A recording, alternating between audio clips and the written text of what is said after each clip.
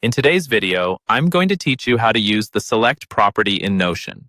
The Select property is one of the most useful tools in any Notion database. It lets you categorize your data by choosing one option from a predefined list. This is perfect for things like task status, priority levels, or tags where each item should only have one clear label. Start by opening the database where you want to use it. This could be a table, a board, a list, or any other database view you've already set up. At the top of your database, look at the column headers. To add a new property, click the small plus icon to the right of your existing columns. This creates a new column and opens the Property Settings panel. Here, give your property a clear, descriptive name like status or priority, so it's obvious what it's used for. Then, in the Type drop-down, search for and choose Select. If you're converting an existing property instead of making a new one, click the current property's name, choose Edit Property, and then change its type to Select in the same way. Now let's add options.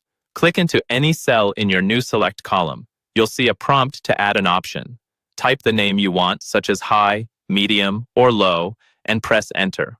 Each time you press Enter, Notion creates a new selectable tag that you can reuse anywhere in that column. To customize how these tags look, click on a tag in a cell, then click the three-dot menu next to its name. From there, choose a color.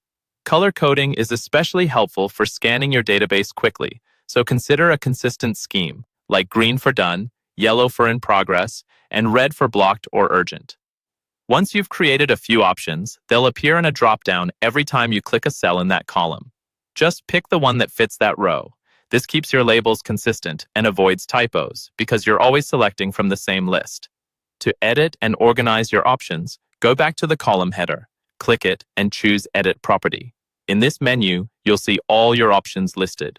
You can drag the handle next to each one to reorder them, which changes how they appear in the drop-down. Click the small X next to an option to delete it if you no longer need it.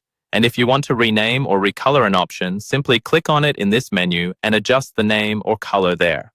That's all you need to start using the Select property in Notion to keep your databases structured, readable, and easy to manage.